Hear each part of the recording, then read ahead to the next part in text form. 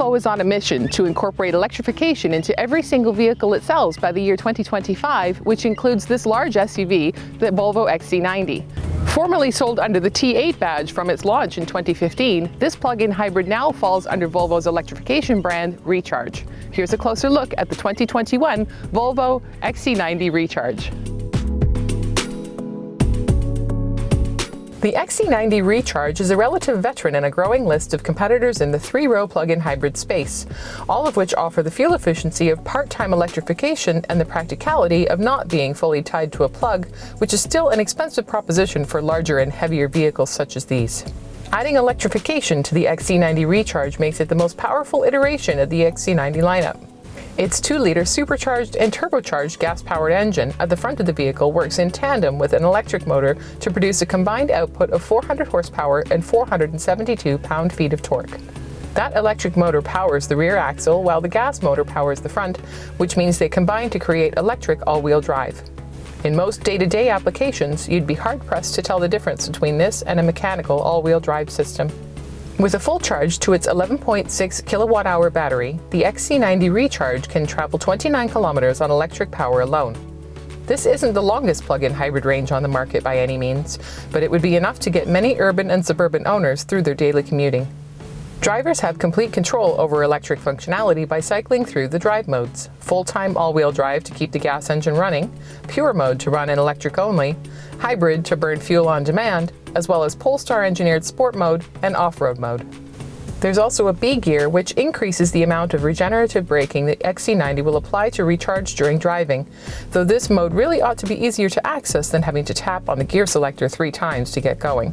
One thing about Volvo's plug-in models that continues to drive me crazy is that when you come out of park, you have to tap twice to get into drive, one more time to get into B mode, and then back again to get into reverse.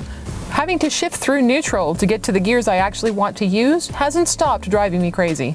With a household plug, this battery can be fully recharged in 6 hours from a standard wall outlet, and it takes 3 hours with a level 2 charger at a maximum rate of 3.7 kilowatts.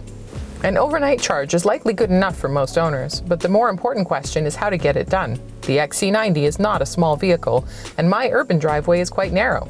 Truth be told, this makes me feel less inclined to drive to the back of my house to plug in, which means I drive around most of the time in hybrid mode. It still offers a fuel savings, but not the full electrified benefit of 4 liters equivalent per 100 kilometers.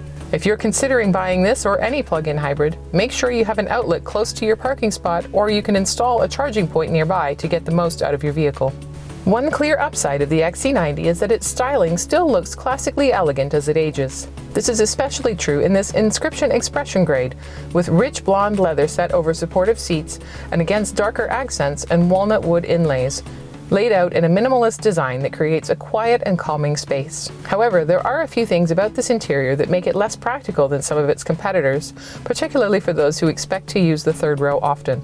Seek out our Ministry of Interior Affairs deep dive analysis to learn about it in much more detail. Volvo earned its reputation on safety, and several safety-oriented features are standard equipment here, such as blind spot monitoring, front and rear collision mitigation, adaptive cruise control with lane keep assist, and active turning headlamps. For the model being considered here, the total as-tested price of $85,665, including destination charges, includes a $1,000 charge for the heated steering wheel, heated rear seats, and heated wiper bay, plus $1,650 for the head-up display, 360-degree camera, and upgraded exterior illumination, and an extra $1,500 charge for the Harman Kardon sound system and $900 for the denim blue paint.